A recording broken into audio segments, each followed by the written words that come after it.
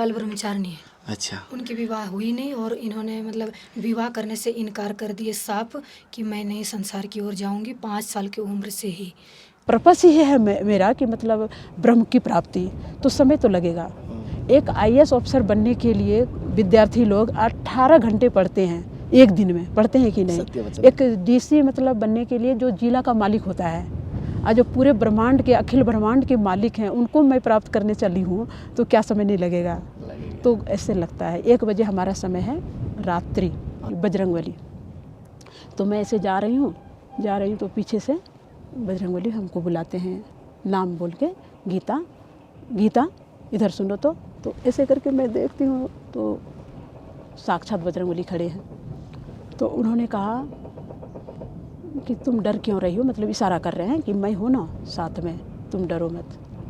अवस्था है स्थूल अवस्था, सूक्ष्म अवस्था, कारण अवस्था, महाकारण अवस्था और एक कैवल्य अवस्था। तो कैवल्य अवस्था में क्रम से जो अभ्यासी, जो साधक या साधिका क्रम से स्थूल आवरण को मिटा के सूक्ष्म आवरण में जाता है। साथियों, जैसे कि माता जी की जो आप कुटिया देख पा रहे हो, ये माता जी की कुटिया है, जंगल में, यहाँ पर पहाड़ के ऊपर है।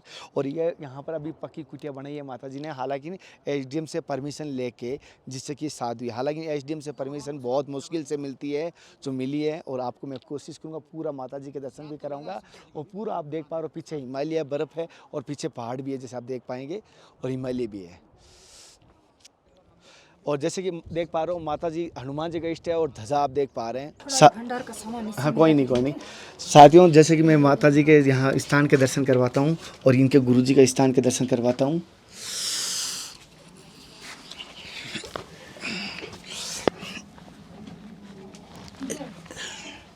इनका नाम है संत सदगुरु महर्षि में ही परमहंस जी महाराज। अच्छा। ये हमारे गुरु महाराज ऐसे हैं जो कि मतलब भगवान शंकराचार्य जी के जैसे, मतलब संत भगवंत की में अंतर नहीं, वैसे ये हैं। और इनके परम शिष्य ये भी हैं। ये मतलब ये भी उन्हीं के मतलब प्राप्त कर लिए हैं, मतलब एक दूसरे में कोई भेद नहीं है। जी एक दूसरे में कोई भेद नहीं है। माता जी जो ये माता जी गीता देवी, किस प्रकार की माता जी, जो माता साधु जी गीता जी? ब्रह्मचारिणी है। ब्रह्मचारिणी, बाल ब्रह्मचारिणी है। अच्छा। उनकी विवाह हुई नहीं और इन्होंने मतलब विवाह करने से इनकार कर दिए साफ कि मैं नहीं संसार की ओर जाऊंगी 5 साल की उम्र से ही। और इनकी धारणा रही कि मैं समाज सेवा करूं। कुछ दिन समाज सेवा भी करी और ये जॉब करती थी, जॉब को रिजाइन दे करके और अपना इनका आश्रम है, हम आपको वीडियो भी दिखा। क्या जॉब करते थे? टीचर थी। Teacher government? हाँ, गवर्नमेंट ही थी, मतलब रिजाइन दे दी। अच्छा। चूँकि इनको ध्यान में थोड़ा डिस्टर्ब लगता था, तो इनको लगा कि हमको अब मतलब डिस्टर्ब लग रहा है तो हम नहीं करेंगे, तो रिजाइन दे करके 2010 इनका आश्रम बना हुआ है 2009 में, वहाँ पे झारखंड बाबा बैजनाथ धाम के स्थान के से मतलब 2.5 घंटा 2 घंटा के मतलब रास्ता के मतलब काटना पड़ता है बस से। तो उनका आश्रम का नाम है महर्षि संत सेवी आश्रम गौरव कुंज टाड़ावार। तो उस जगह एक दुर्गा मंदिर भी है, इन्हीं के ज़मीन में है। इन्हीं के पिताजी ने आश्रम के लिए भी ज़मीन दान दिया है और इनके मतलब 100 परिवार मतलब क्या कहते हैं इजमाल ज़मीन में दुर्गा मंदिर है, वो फेमस है। और वहाँ इनका आश्रम है, वहाँ इनको काफ़ी सेवाएं देनी पड़ती थी, जैसे कि आपका वो क्या कहते हैं विद्यार्थी का सेवा, बुजुर्गों को कंबल ठंड के लिए, गरीब दुखिया का वो कन्यादान, ये सारी सेवा के कारण डिस्टर्ब हो जाते थे। तो इनको लगा कि हमें एकांतवास करना चाहिए। इनके अपने जन्म स्थान के बगल में भी अपनी कुटिया है, गुफा भी है और वहाँ आश्रम में भी गुफा है। तो उन दोनों जगह को त्याग करके इधर मतलब त्याग पत्र नहीं बल्कि थोड़ा सा समय मांग के कि हमको यहाँ थोड़ा ध्यान करना है। तो उत्तरकाशी में हम लोग 9-10 साल से उत्तराखंड में आए हैं। 9-10 साल से 9-10 साल से उत्तराखंड में हैं। जी माता जी। जी आप भी उनके साथ हैं? जी। तो माता जी आपने शादी भी नहीं की? नहीं, मेरी शादी हो रखी थी। फिर आपने हमारे साथ थोड़ा सा मतलब नहीं बना घर में ना, तो हम सोचे अपना समय बर्बाद क्यों करूँ।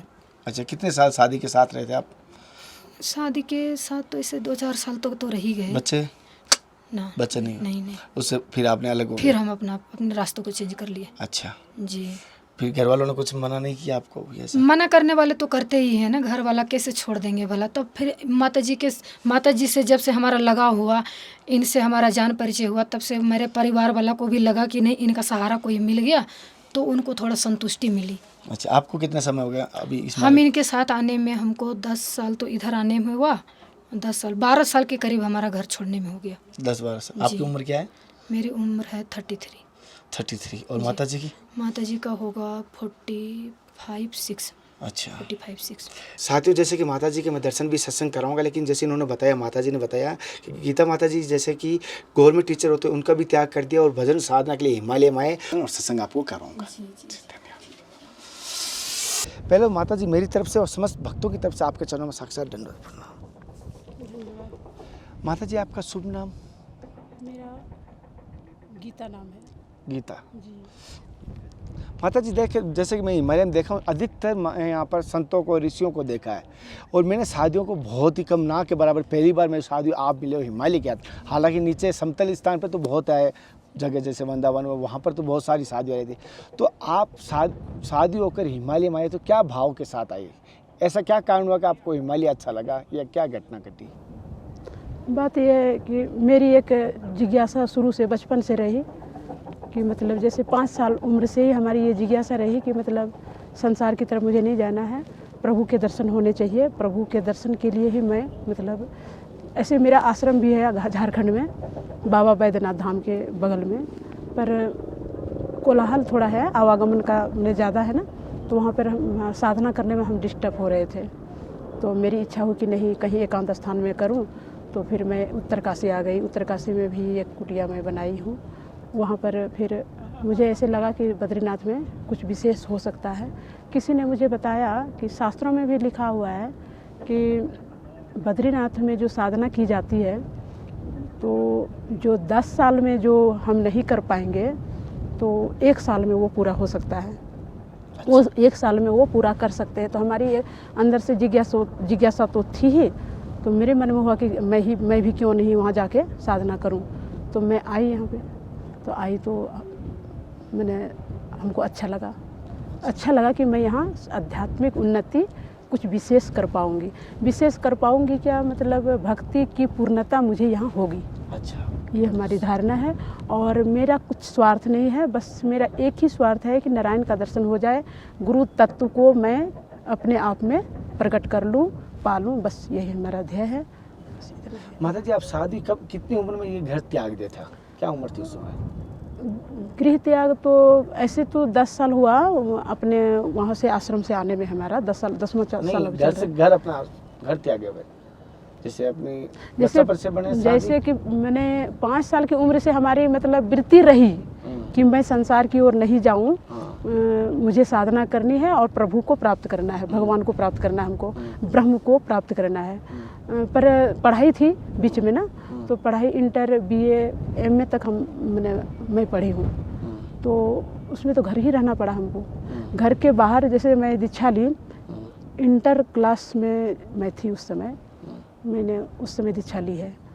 तो दीक्षा लेने के बाद घर में हमको लगा कि यहाँ पे साधना नहीं हो पाएगी, तो घर के बगल में बाड़ी है, तो बाड़ी में हमारी एक झोपड़ी बना दी गई। मतलब कि मैंने परिवार वाले इच्छा नहीं रहने पर भी हमारा जिद था, तो जिद के कारण से वो झोपड़ी बना दी गई। तो मैं वहीं पे साधना में, और एक बहन हमारी है, दोनों बहन मिलकर हम लोग साधना करते थे। अच्छा, अभी वो भी साधु बनी? हाँ। वो कहाँ रहती है बहन? वो झारखंड में आश्रम है, उस आश्रम में रहती है। हमारे यहाँ 2 बहन और 2 हमारा जो भतीजा है वो साधु है हम लोग। अच्छा, एक परिवार से, एक ही परिवार से 2 बहनें, 2 भतीजे संत समाज में आए हैं, साधु बनी है और वो संत बने हैं। बड़ी माता जी, जैसे एक चीज़ बात कहते हैं, जो आपने कहा कहीं ना कहीं साधु बनते हैं तो कुछ ना कुछ एक ललायत होती है। आपकी बचपन से ही वृत्ति थी इस तरफ आने की, लेकिन एक होता है कि कुछ ना कुछ प्राप्त करने की इच्छा होती है। क्या वो अभी प्राप्त हो गया, या अभी तक लगता है कि वो प्राप्त हो जाएगा? जो ब्रह्म है, ब्रह्म तत्व जो है, अंतिम सीढ़ी या अंतिम लक्ष्य जो है, वो हमें प्राप्त करने की इच्छा है। अच्छा, तो अंतिम लक्ष्य ये है, भगवान शंकराचार्य ने कहा है अद्वैत वेदांत में का जो उन्होंने प्रचार किया, अद्वैत वेदांत का, तो उनका एक ही रहा कि ब्रह्म सत्यम जगन मिथ्या। तो ब्रह्म ही सत्य है और सारा संसार झूठा है, मतलब मिथ्या है, स्वप्नवत है। तो ब्रह्म जो है वो सत्य है। तो उस सत्य को हमें मतलब साक्षात्कार करना है। जैसे माता जी अब बड़ी सुंदर बात की ब्रह्म सत्य है जगत मिथ्या है, लेकिन हमारे भगत कहते हैं हर जीव में ब्रह्म को देखा है, भगवान को देखा है। जैसे आप में भी मैं वही भगवान देखूं, मेरे ठाकुर जी इनमें भी वही देखूं, इन पत्तों में भी वही देखूं। इस तरह से तो पूरा सृष्टि भगवान के द्वारा बनाई गई है, तो वो उसमें भगवान है, तो वो भी जी जी वो तो है, वो है बिल्कुल। पर जब माया बीच में आ जाती है ना, माया के कारण से हम उस ब्रह्म तत्व को पहचान नहीं पाते हैं। ये तो परमात्मा की ही सृष्टि है, परमात्मा ने ही सृष्टि की है, सारी सृष्टि उनकी है। उनको जब मौज हुआ, वो पहले एक ही थे, वेद में भी आया है, एको हम बहुत श्यामा, मैं एक हूँ बहुत बन जाऊँ। उनकी मौज हुई, मौज हुई तो फिर वहाँ पे एक कंपन हुआ, और कंपन होने के बाद शब्द हुआ, शब्द हुआ तो उस शब्द को ही ओंकार कहते हैं, ओम। और उसी ओम से ब्रह्मा विष्णु महेश की सृष्टि हुई। सबसे पहले 3 देव बने, इसके बाद तीनों देवों को काम दिया गया। ब्रह्मा को सृष्टि करने का काम दिया, विष्णु भगवान को पालन करने का काम दिया गया, फिर भगवान शंकर को संहार करने का मतलब उनको काम सौंपा गया। तो ये 3 गुण, त्रैगुण, ये आपका है रजोगुण, तमोगुण और सतोगुण, ये 3 गुणों से ही सृष्टि बनी है। तो ये बात है कि मतलब जैसे कि आपने कहा कि सब ब्रह्म ही है, ब्रह्म इसमें भी देखो, जैसे गोस्वामी तुलसीदास जी महाराज ने भी कहा है कि मतलब सिया राम मैं सब जग जानी, करहूँ प्रणाम जोड़ी जुग पानी। मैंने सिया राम सब जग, पूरे जग में सिया राम मैंने जानना चाहिए, देखना चाहिए। जी। ये तो है, पर माया के कारण से हम देख नहीं पाते हैं। द्वेष हमारे अंदर में है, ईर्ष्या है, फिर विकार है, विषयों के चंगुल में हम फंस जाते हैं, विषयों के बाजार में हम भटके रहते हैं, जिसके कारण से हमको वो ज्ञान नहीं हो पाता है कि इसमें वो ब्रह्म है। अगर हम जान जाएं कि इसमें भी ब्रह्म है, हमारे में भी ब्रह्म है, तब फिर झगड़ा झंझट भी तो नहीं होगा आपस में। सबको ब्रह्म मानेंगे तो हम तो एक दूसरे को आदर करेंगे। लेकिन आज हम समाज में भ्रष्टाचार, अत्याचार, अनाचार, व्यभिचार क्यों हो रहे हैं? द्वैत के कारण से। तो द्वैत तब ही मिटेगा जब हम साधना करेंगे। अच्छा। साधना करके अंतिम अवस्था को हम प्राप्त कर लेंगे। वो अंतिम अवस्था है कैवल्य अवस्था।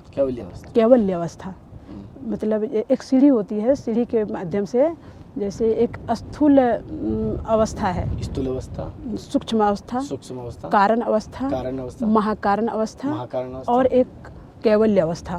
तो कैवल्य अवस्था में क्रम से जो अभ्यासी, जो साधक या साधिका क्रम से स्थूल आवरण को मिटा के सूक्ष्म आवरण में जाता है, फिर सूक्ष्म आवरण को मिटा करके उसको फिर आप कारण आवरण में जाएंगे, फिर कारण को मिटा के महाकारण आवरण में, महाकारण भी मिट जाता है, फिर कैवल्य में हम पहुंच जाएंगे और कैवल्य भी वहाँ मिटता है, कैवल्य का भी मतलब नष्ट होता है। और जब हम ब्रह्म कैवल्य में जाने से होता है क्या, वहाँ पर ब्रह्म के दर्शन हो जाते हैं। अच्छा। कैवल्य मंडल में कैवल्य अवस्था जिसको प्राप्त हो जाता है, वहाँ ब्रह्म के दर्शन हो जाते हैं, पर उससे मिलते नहीं हैं। द्वैत वहाँ बना रहता है। द्वैत मिटाने के लिए आपको कैवल्य मंडल को भी हटाना होगा। हटा के फिर आप ब्रह्म मिल के, ब्रह्म और आप एक हो जाएंगे। जीव और पीव मिलके एकत्व दशा को प्राप्त कर लेते हैं। वही अद्वैतता अवस्था। अद्वैतता अवस्था कैवल्यातीत उसको बोलते हैं, शब्दातीत भी बोलते हैं, कालातीत भी बोलते हैं। मतलब वो सबसे अतीत, सबसे परे अवस्था को ही परम धाम, परम पुरुष परमात्मा की प्राप्ति और हम मिल के एक में हो जाना, अहम ब्रह्मास्मि की अवस्था वहाँ पे प्राप्त हो जाती है। माता जी, जैसे कि अभी आपने बात की ले, जैसे भक्ति के लिए मार्ग चुना या इस मार्ग पे आने के लिए, जैसे आप तो घर त्यागा है, वैराग लिया है आपने, तो संसार को त्यागा, आपका तो वैराग प्रकट देख रहा हूँ, आपका त्याग प्रकट देख रहा हूँ। अन्यथा कोई माता साधु मुझे इस हिमालय में दिखाई नहीं देते, कोई रहते नहीं। आप ही अभी अगर देखे तो आपकी कुटिया है इस हिमालय में, अभी मैं इस पहाड़ पर भी देखूं तो आपकी एक कुटिया है। तो जो गृहस्थी में रहती मेरी माताएं बहनें, जो माया से पीड़ित है, जो कह सकता हूँ सभी चीज़ों में प्रीत है, अपनी पत्नी धर्म भी निभा रही है, अपने साथ साथ अपने माया भी है, बच्चों का पालन लालच पालन कर रही है, लालसा भी जुड़ती है, ममता भी जुड़ती है, तो वो कैसे भगवान को प्राप्त कर सकती है आपकी तरह? वो भी कर सकती हैं, आप तो त्याग किया, वो बिना त्याग को कैसे कर वो पाए? भी कर सकती हैं। मार्ग बताइए माता घर ही में जोग घर ही में भोग, घर तजी बन नहीं जावे, और घर के गए कल्पना उपधे, बन के गए कल्पना उपधे तब कहाँ समावे। कह रहे हैं कि घर वापस में बताना माता जी, वापस बताना, बहुत अच्छी बात बताई आपने। घर में ही जोग और घर ही में भोग, घर तजी बन नहीं जावे, बन के गए कल्पना उपधे तब दो कहाँ समावे। कह रहे हैं कि घर में जोग भोग घर ही में है, मन हमारे साथ है। मन हमारे सबसे बड़ी बात तो ये है, सत्य। हम कहीं भी जाएंगे मन हमारा साथ जाएगा। हाँ, हम जंगल आ गए तो जंगल भी मन आया है। मन का काम ही है खुरापत करना, मन ही तो सब है सत्य जो कि संसार में भटकाता है, भटकाता है, विषयों में भटकाता है। सत्य वचन आपका। तो इसीलिए अगर हम एक मन को बस कर लेंगे, भगवान आपका स्वामी रामकृष्ण परमहंस जी महाराज ने कहा है, ध्यान करो कोने में, मन में और वन में।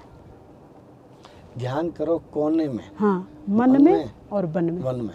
3 स्थान बताए हो। तो 3 इसमें भाव ये है कि अगर कोई जंगल नहीं जा सक रहे हों, अगर उनको मतलब समय नहीं मिल पा रहा है कि गृहस्थी में है, कर्तव्य पालन करना है, बाल बच्चे हैं, हर तरह के मतलब उनके साथ कर्तव्य हैं, तो वो तो घर छोड़ के नहीं जा पाएंगे। तो इसलिए उनके लिए कहा कि मतलब आप घर के कोने में ध्यान कर सकते हो, एकांत चाहिए, एकांत। मन में तो मन में भाव ये है कि वो भी एकांत मतलब मन भी एक होता है जिसकी जगह नहीं हो घर में, हाँ, एक हाँ, ही कमरा हो जैसे। हाँ, एक ही कमरा हो गृहस्थी के लिए। जैसे अब गृहस्थी है तो वो घर बाहर तो नहीं जा सकेंगे, तो ये एकांत स्थान, ऐसा नहीं कि आप कोना ही होना चाहिए, पर कोई एक स्थान चुन ले जिसमें कि कोलाहल ना हो, उसमें वो बैठ जाए साधना करने के लिए, पूजा करे, ध्यान करे, जो करे।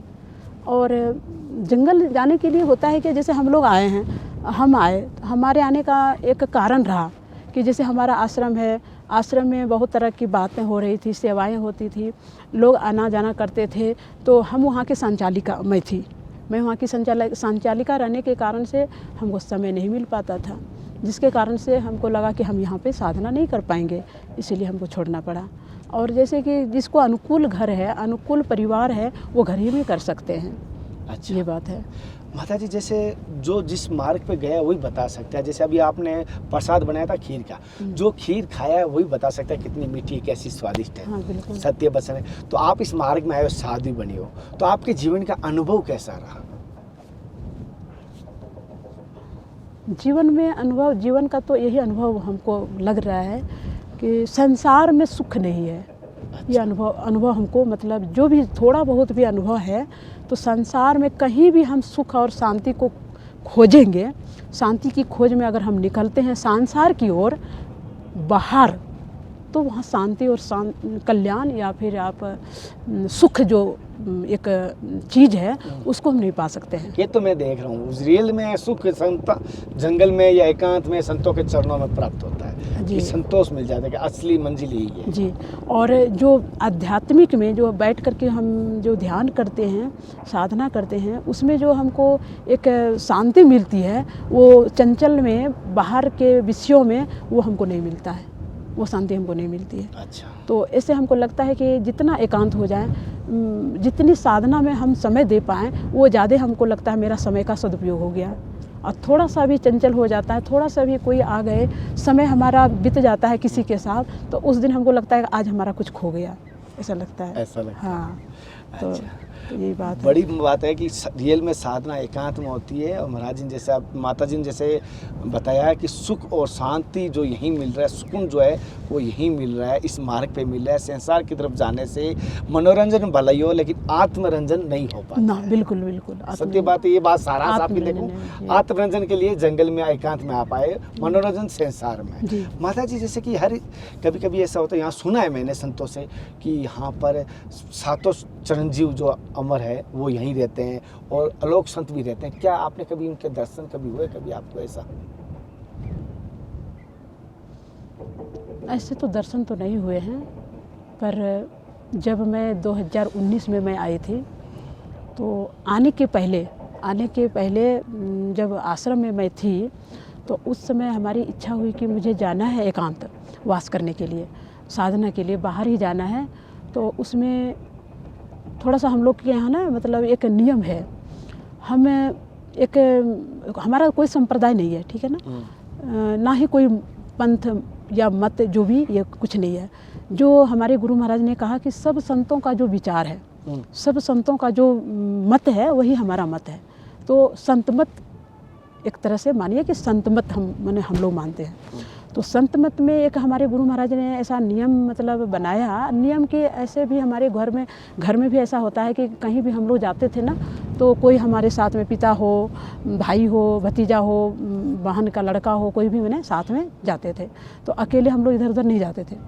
तो जब इधर हमको एकांत में साधना करने के लिए आना है तो उसमें हमको लगता था कि हमको तो अकेला जाना पड़ेगा। तो अकेला जाना पड़ेगा तो फिर कहाँ रहेंगे, आजकल तो बहुत भ्रष्टाचार, अत्याचार, अनाचार, बेविचारे सब हो रहे हैं, हम अकेले कहाँ जाएंगे। हमको भय लगा थोड़ा सा, तो भय लगा। तो उसमें ऐसे आप तो धर्म को मानते हैं इसलिए मैं बताती हूँ। तो भय लगा तो चिंता हो गई, अवश्य। हाँ, चिंता हो गई। तो फिर जाना तो ज़रूर है, क्योंकि हमको तो यहाँ लक्ष्य की प्राप्ति हम नहीं कर पाएंगे, ये मेरी धारणा थी। और हमको ऐसा नहीं लगता है कि हम भविष्य में दूसरा जीवन हमको चाहिए, मैंने दूसरा जन्म और चाहिए, ये हमारी इच्छा नहीं है। इसी जीवन में ब्रह्म की प्राप्ति हो, ये हमारे अंदर में इच्छा है, पर हम किसी को बताना नहीं चाहते हैं। लेकिन इस बार जो परमिशन के कारण से ना कहीं कहीं मतलब हमको ये लड़ाई करनी पड़ी और मुझे बताना पड़ा कि हमारी ये धारणा है, मेरी बात को मान जाओ। हमको परमिशन नहीं मिल रही थी यहाँ पे, शीतकालीन में रुकने के लिए महिलाओं का अलाउ नहीं है, तो हमें भी नहीं मिल रही थी। एसडीएम डर रही थी कि महिला आप 2 रहेंगे, सुरक्षा कहाँ से मैं करूँ, सुरक्षा की बात है, और यदि कुछ घटना घट जाती है तो मेरे पे सब रिक्शा आ जाएगा, इसलिए मैं नहीं दे पाऊँगी। तो फिर मैंने उनको कहा कि आप डरिए मत, क्योंकि मेरे साथ बजरंगबली का सहारा है, गुरु महाराज हमारे साथ हैं। तो वो फिर नहीं मानी। तो मैं डीएम के पास मैं गई, तो एडीएम हमको साथ दिए। डीएम नहीं मिले। डीएम मिली, उसमें लेडीज थी? नहीं, है तो जेंट्स वो। एसडीएम लेडीज हैं, कुमकुम जोशी। तो वो डर रही थी, वो दी तो वही। अभी परमिशन तो उन्हीं के माध्यम से उन्होंने ही हमको परमिशन दी है। आपके बारे में जिक्र कर रहे थे। हाँ, तो परमिशन तो उन्होंने ही दी है, पर एडीएम का सहारा हमको मिला और सब कुछ लोग हैं जो हमको मदद किए हैं, सपोर्ट किए हैं, तब यहाँ हमको सब मैंने मिला है। तो वहाँ से जब मैं निकल रही थी तो अकेले मैं कहाँ जाऊँ, कहाँ रुकूँ, एक महिला होकर के मैंने बहुत भय लग रहा था। तो चिंता हो गई। तो उसमें एक दिन मैंने ब्रह्म मुहूर्त में साधना, हम लोग 3 बजे उठते हैं नियमवत। यहाँ तो मेरा नियम कुछ और है, पर एक सामान्य ढंग से 3 बजे आप ब्रह्म मुहूर्त में हम लोग को उठना पड़ता है। तो 3 बजे उठ के साधना किए। साधना करने के बाद फिर ऐसे हमको ऐसा लगा कि थोड़ा सा मैंने तंद्रावस्था, नींद आ गई होगी। तो उसमें हम स्वप्न देखे उसमें बजरंगबली। तो मैं ऐसे जा रही हूँ तो पीछे से बजरंगबली हमको बुलाते हैं, नाम बोल के, गीता इधर सुनो। तो ऐसे करके मैं देखती हूँ तो साक्षात बजरंगबली खड़े हैं। तो उन्होंने कहा कि तुम डर क्यों रही हो, मतलब इशारा कर रहे हैं कि मैं हूँ ना साथ में, तुम डरो मत। तब मुझे उस नींद तुरंत टूट गई है। बोले बजरंगबली का कहना, मतलब उन्होंने कहा कि मतलब अब डरो मत, मैं तुम्हारे साथ हूँ। तो तुरंत मेरी नींद टूटी और हमको भरोसा हो गया कि अब मुझे नहीं रुकना है, मुझे जाना है तो जाना है। और मैं अकेले आने के लिए तैयार थी कि कोई नहीं। ये हमारे साथ में अन्नपूर्णा जी है ना, ये भी बैरागिनी है, ये बहुत अच्छी है। तो इनकी इच्छा रही कि नहीं मैं आपके साथ जाऊँ, तो मैं इनको पहले मना कर दी कि नहीं तुम अभी मत जाओ। तो फिर इस तरह हुआ। तो बस जब यहाँ उत्तर काशी में आई तो बजरंगबली का सहारा रहा, गुरु महाराज का सहारा रहा। जब उत्तर काशी से यहाँ बद्रीनाथ में जब आई तो यहाँ पर जब हमको लगा कि साधना में मैं कुछ उन्नति कर पाऊँगी, यही हमारी भक्ति पूरी होगी, तो मेरी इच्छा हुई कि शीतकाल में भी मैं रुकूँ। आसन मतलब टूटना नहीं चाहिए। तो इसलिए लगातार साधना करने से होता क्या है, मैंने एक दृढ़ता बन जाती है ना, आसन की सिद्धि हो जाती है और अपने आप में दृढ़ता आ जाती है, भक्ति में दृढ़ता आती है। तो मेरे मन में हुआ, उनको अन्नपूर्णा जी को मैंने कहा कि देखो ना, हमको यहाँ अच्छा लग रहा है, तो शीतकाल में भी हमें रुकने की इच्छा है, हमको रुकने की इच्छा है, तुम क्या कहती हो? तो ये बोली कि नहीं रुकेंगे, यहाँ पे लोग मर जाते हैं, ठंड ज़्यादा है, नहीं रुकेंगे। तो हम दोनों में बात थोड़ी बढ़ गई, वो बोल रही है नहीं, मैं बोल रही हाँ। तो फिर इस तरह बात होते होते मेरे मन में बात याद आ गई कि बजरंगबली ने कहा है, आश्वासन दिया है कि मैं तुम्हारे साथ हूँ तो हमको कुछ नहीं होगा। तो मैंने उनको कहा कि देखो अन्नपूर्णा, ये बजरंगबली का सहारा है, बजरंगबली ने मुझे कहा है कि हम तुम्हारे साथ हैं, वो हैं तो काहे डर रही हो, रहना है। तो वो बोलती है कि ठीक है, बजरंगबली आपको कहा है ना, बजरंगबली ने आपको कहा है, मुझे नहीं कहा है, मुझे कह देंगे तब मैं मानूंगी, ऐसे ही बोली। तो हमारे मुख से बात निकल गई, हमको विश्वास है। तो हमने इनको कहा कि ठीक है, तुमको भी बोल देंगे, ऐसे बोल दिया कि तुमको भी बोल देंगे। तब जिस दिन मैं बोली, यही दोपहर का समय था, बात हो रही थी, तो मैंने इनको कहा कि ठीक है बजरंगबली, तुमको बोल देंगे। उसी रात सोए हम लोग दोनों, और 4 बजे ब्रह्म मुहूर्त में ये भी सपना में देखती है, साक्षात बजरंगबली का दर्शन करती है ये अन्नपूर्णा जी, दर्शन करती है। और इसी तरह मतलब आगे पीछे टहल रही थी, घूम रही थी। तो बजरंगबली पीछे तरह जैसे हमको बुलाए, उसी तरह इसको भी गुड़िया नाम, मैंने गुड़िया नाम से हम लोग इनको बुलाते हैं, अन्नपूर्णा भी नाम है। तो गुड़िया सुनो इधर, तो ऐसे करके ये भी देखती है, बजरंगबली खड़े हैं। तो इस जाके एकदम सत्य बात ये हमको सुबह बोल के उठ के सुनाई। हाँ महाराज, जी महाराज, ऐसे कहते, महाराज बोलिए, वो जी महाराज। तो बजरंगबली बोलते हैं कि तुम मेरी शक्ल देख रही हो, ये मेरी शक्ल देख रही हो, इसी शक्ल में तुम मूर्ति बनाओ, हमारी मूर्ति बनाओ। यहाँ बद्रीनाथ में ये स्वप्न देखी है ये। तो बोले जी महाराज, ये बोले जी महाराज बनाएंगे। फिर चली गई है, तो फिर बजरंगबली बुलाए इसको, इधर सुनो। तो फिर लौट के आई, तो ये हमको बताई सुबह उठ के तुरंत, बोले एक सोने की गदा, एक हाथ की सोने की गदा थी, वो मैंने कि लो सोने की गदा, इसको अन्नपूर्णा जी को कि गदा लो। बोले महाराज जी मैं स्नान नहीं की हूँ, ये बोली कि स्नान मैं नहीं की हूँ। तो बोला स्नान नहीं किया, तब गंगा जल हाथ में दिए, बजरंगबली दिए, इस प्रकार 3 बार दिए। 3 बार वो माथे में ये छिड़की ना, तो पूरे शरीर भीज गई है। 3 बार पानी में, थोड़ा थोड़ा पानी में पूरा शरीर भीज गया इसका। इसके बाद गदा लेना ही चाह रही थी, नींद टूट गई। ठीक, तो नींद टूट गई, तब फिर तुरंत हमको बोली मेरे समस्या का समाधान हो गया, अब हम रहेंगे। बात पूछना चाहता हूँ, जैसे कि हालांकि माफ़ी चाहता हूँ, इस बात में कोई गलती हो तो मुझे माफ़ जी। तो मैं छोटी सी लेकिन ये हम स्वप्न की बात मैं बताना नहीं चाह रही थी, पर आप लोग भी भक्त हैं तो मैं बता दी। माता जी और हनुमान जी का बड़ा जी कुल रहता हूँ। माता जी, जैसे एक बात होती है, सबसे बड़ी हमारी साधना में साधक की, संत की, साध्वी की एक बड़ा अहम होता है जीवन की दिनचर्या जी। पूजा पाठ या जो भी हम करते हैं, ध्यान साधना, वो अनिवार्य होती है जी। और जैसे कि आपकी ध्यान साधना दिनचर्या किस प्रकार की होती है, और कहना नहीं चाहिए मैं सवाल इसलिए, और जिस समय मासिक धर्म होता है उस समय आप किस प्रकार करते हैं? उस समय जो है ना, ऐसे तो साधना जो 2 तरह की होती है, एक स्थूल साधना और एक सूक्ष्म साधना। तो स्थूल साधना में भेद है थोड़ा, मतलब जैसे पीरियड के बारे में आप बोले, मासिक धर्म के लिए, तो उसमें थोड़ा सा मानना पड़ता है। जैसे हम लोग ग्रंथ को नहीं छुएंगे, ग्रंथ को नहीं छूते हैं स्थूल रूप से, फोटो को, भगवान को भी नहीं छूते हैं, मंदिर भी नहीं जाते हैं, वो तो जाने आने की बात हुई ना। साधना तो मानसिक होती है। सूक्ष्म साधना के लिए सिर्फ बैठना है हमको, तो बैठ के साधना हम कर सकते हैं। और आपकी दिनचर्या कैसे होती है? सुबह से उठने से, क्या यहाँ पर हिमालय में आपकी, हिमालय में आपकी सुबह से यहाँ की दिनचर्या हमारी थोड़ी, मतलब जब आए हैं, मतलब पर्पस ही है मेरा कि मतलब ब्रह्म की प्राप्ति, तो समय तो लगेगा। एक IAS ऑफिसर बनने के लिए विद्यार्थी लोग 18 घंटे पढ़ते हैं, एक दिन में पढ़ते हैं कि नहीं?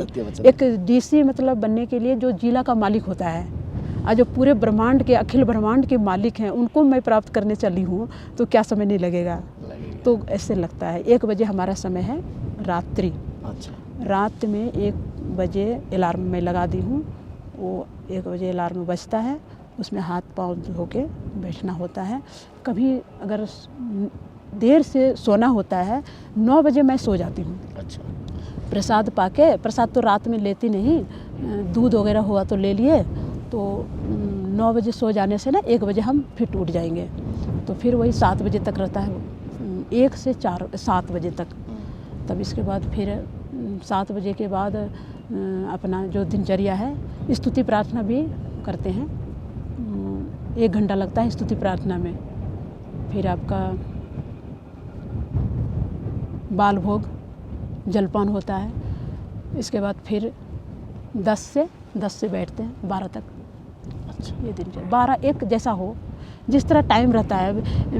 मान लीजिए कि 10 बजे बैठ गए तो 1 बजे अभी का टाइम है 1 बजे हम लोग। अच्छा। क्योंकि 1 बजे उठने से ना ठंडा भी लगता है ना, सुबह नहीं उठ पाते हैं, तो सुबह नहीं कर पाते हैं तो लेट बैठते हैं तो लेट उठते हैं। अच्छा। तो 1 बजे उठ जाते हैं साधना से। फिर प्रसाद पाने के बाद फिर 2:30 बजे 3 बजे बैठते हैं।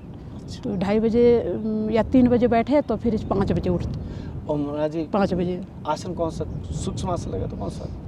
आसन तो भगवान कृष्ण का भी है, गुरु महाराज भी बताए हैं ना, ऐसे आसन हम लोग बैठते हैं। ये आसन है, ये आसन ये आसन है ये।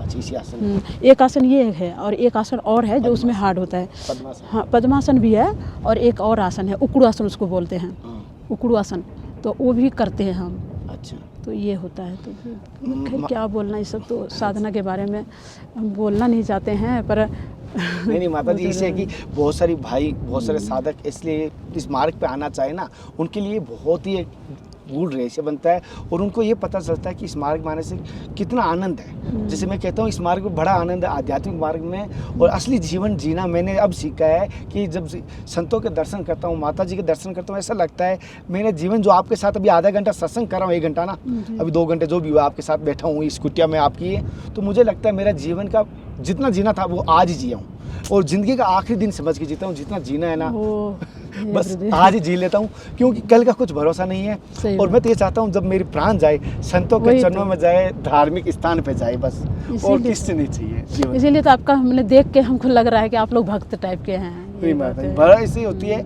और हाँ, भगवान से कहता हूँ कुछ नहीं चाहिए, सर्वे भूते हिते रहता, सबके काम आ जाऊँ, ये शरीर चाहे किसी प्रकार भी आए चाहे, और किसी से कुछ नहीं चाहिए, मतलब मेरे शरीर से किसी को दुख नहीं होना चाहिए, मेरी वजह से किसी को दुख हो जाए इससे अच्छा उस स्थान को त्याग देना चाहिए। चाहे घर हो, चाहे समाज हो, चाहे कोई भी हो, जहाँ मेरी वजह से किसी दुख हो वो मेरे को अच्छा भी नहीं लगता। तो सोचता हूँ किसी के काम आ जाऊँ। और आपके दर्शन करके ऐसा लगा कि माँ आदिशक्ति के रूप में कहूँगा, मुझे अच्छा लगा बहुत ही। और हनुमान जी का जब जिक्र किया था तो ऐसा लगता है कि मेरी बहना की तरह लगे। जब हनुमान जी बात कही ना तो मुझे ऐसा लगा मेरी छोटी बहना हो आप। और असलियत में बात बताऊँ, जो अपनी गीता नाम है और रियल में मुझे इस दुनिया को दिखाने वाली मेरी जन्मदाता माता जी का नाम भी गीता देवी है। और बड़ा खुशी हुई। और माता जी, अब जैसे बहुत सारे भक्त आपको देख रहे हैं, शादियों माता बहनें भी देख रही, आप क्या कहना चाहोगे उनको हमारे धर्म की यात्रा को लेके और उनको सद्मार्ग को लेके? दर्शकों से यही है निवेदन कहिए या फिर जो भी मतलब दर्शकों से मेरा ये कहना है कि परमात्मा की भक्ति किसी भी स्थिति में, किसी भी परिस्थिति में, कहीं भी घर में या परिवार में या जंगल, जहाँ भी मतलब मैंने आपको समय मिले, घरवार परिवार को छोड़ने के लिए नहीं बोलते हैं हम लोग। घरवार परिवार, रोजगार, व्यापार सबको करते रहिए। परिवार में रह कर के भी आप भजन कर सकते हैं। ये नहीं सोचना है, दर्शकों के लिए मैं कह रही हूँ कि ये नहीं सोचना है कि जैसे मैं आ गई हूँ जंगल तो जंगल में ही तपस्या करने से भगवान मिलेंगे, ऐसी बात नहीं है। आप देखेंगे कबीर साहब घर में ही पैदा हुए थे, अवतार लिए थे। आपका गुरु नानक साहब भी घर ही में और गृहस्थी में ही रह कर के ब्रह्म को प्राप्त किए। मीराबाई भी पहले तो शादी उनकी हुई, फिर बाद में भगवान की भक्ति में ऐसी रम गई कि परम संत बन गई। तो इस तरह मतलब बहुत ऐसे उदाहरण हैं जो घर ही में रह कर के, परिवार रोजगार में रह कर के, बाल बच्चों के साथ रह कर के वो भगवान के भजन करके भगवान को प्राप्त किए हैं और संतत्व को प्राप्त किए हैं। तो यही है, आशा है कि दर्शकों से कि मतलब वो ये हमारी ओर से ये बात, ये शिक्षा ग्रहण करें। हाँ, ग्रहण करे कि मैंने घर में रह करके भी आप कर सकते हैं। और यदि आपको इच्छा है कि नहीं भाई हमको जंगल भी जाना है, तो उसके लिए भी मना नहीं है, आप आ सकते हैं जंगल में भी, आप जाके तपस्या कर सकते हैं। जैसे कि माता जी एक बात, जैसे हम जो धर्म की यात्रा कर रहे हैं जिसमें संतों के दर्शन भी हो जाते हैं, संत सेवा भी हो जाती है, ये मार्ग किस प्रकार का है? बहुत अच्छा काम कर रहे हैं आप, पर ये स्थूल सेवा, ये आप जो कर रहे हैं ना, तो ये स्थूल सेवा कर रहे हैं। सूक्ष्म सेवा कैसे होगी? सूक्ष्म सेवा भी करना चाहिए, मतलब मैंने सूक्ष्म भक्ति, जैसे ये आप जो कर रहे हैं, स्थूल सेवा से होता है कि आप पुण्य मिलेगा आपको। आप पुण्य के लिए कहा गया है, मतलब भगवान कृष्ण कहते हैं कि छीने पुण्य मर्तलोके विसंति। आपने पुण्य किया, धर्म कर्म किया, संसार में जो भी जितने भी धर्म कर्म हैं, यज्ञ कर्म, दान, जो भी जितने भी हैं, जिसको जो मतलब संसार में जैसे आपको लग रहा है ना कि किसी को कोई ज़रूरत है तो उसको पूरा कर देते हैं। तो वो भी सेवा है, वो भी भक्ति ही है, और भगवान भी इसमें प्रसन्न होते हैं। पर इसी भक्ति से, इसी सेवा से आपका परम कल्याण नहीं होगा। इससे आपको पुण्य मिलेगा। आप पुण्य के लिए कहा है कि पुण्य आप करेंगे तो स्वर्ग आदि लोकों को ही जाएंगे आप, उसके आगे मोक्ष की प्राप्ति आप नहीं कर सकेंगे। अगर मैं पुण्य और पाप का श्रेय नहीं मानूं, भगवान के निमित्त करूं, ये कर रहा है ठाकुर जी कर रहे हैं, मैं तो निमित्त मात्र हूँ, हाँ, तब मुझे तब तो ठीक है। निमित्त से अगर आप कर रहे हैं तब भी सूक्ष्म भक्ति करनी है। अच्छा, तब भी ये भी आप करो। ब्रह्मार्पणम नहीं है, ब्रह्म को ही अर्पण करके, ब्रह्म ही हवीर है, ब्रह्म ही अग्नि है, सब ब्रह्म ही है, होता भी ब्रह्म ही है, करता भी ब्रह्म है, सब ब्रह्म ही है। ऐसे भाव से आप कर रहे हैं, वो तो अच्छा कर रहे हैं, वो बढ़िया है कि आपकी जो है ना रास्ता, आपका जो रास्ता है वो क्लियर हो रहा है। पर सूक्ष्म भक्ति में आपको वो सरलता से, मतलब ये जो संस्कार बना आपका, इस संस्कार के कारण से आप सूक्ष्म की राह में आप अग्रसर ज़्यादा हो जाएंगे। धन्यवाद। तो इसलिए लेकिन सूक्ष्म मार्ग में आपको जाना चाहिए, जब आपकी इस तरह धारणा है ना। तो माता जी ठीक है, आपको भूल चूक इस सत्संग में माफ़ करना। साथियों, जैसे माता जी से मैंने सत्संग लेने की कोशिश की और साथ साथ माता जी ने अपना अनुभव बताया, और मैं देखा हूँ हिमालय में मुझे पहली बार साधु जी के, माता जी के दर्शन हुए, और बड़े ही दुर्लभ, ये मेरी गुरु कृपा, मेरी हरि कृपा, मेरे ठाकुर जी कृपा से हुए हैं, बद्रीनाथ जी की कृपा से हुए। अन्यथा मेरे को हिमालय में आशा भी नहीं थी कि साधु जी के दर्शन होंगे। और माता जी को भी जैसे यहाँ पर आए हैं तो ये भी भय डर किसी चीज़ का नहीं है। हनुमान जी इनके साथ है, जैसे कि कह सकते हैं जिनके पीछे महाबली का हाथ हो और उसका तो कोई बाल भी बांका नहीं कर सकता। उसी प्रकार माता जी अपनी साधना के लिए आए हैं हिमालय। और माता जी ने अपने गस्ती में भी कहा है कि भजन कर सकते हो, साधना कर सकते हो, और अगर फिर भी मन ना लगे तो एकांत में ज़रूर जाइए। और आज की सत्संग के आपको कैसी लगी कमेंट करके ज़रूर बताना। अगली सत्संग के साथ फिर मिलते हैं, तब तक जय हिंद, वंदे मातरम, हर हर महादेव, हर हर कृष्णा। हे नाथ, हे मेरे नाथ, मैं आपको बोलूँ नहीं, जय गुरुदेव, जय बद्री विशाल की, जय माता साध्वी जी की, जय गीता देवी। धन्यवाद आप लोग को।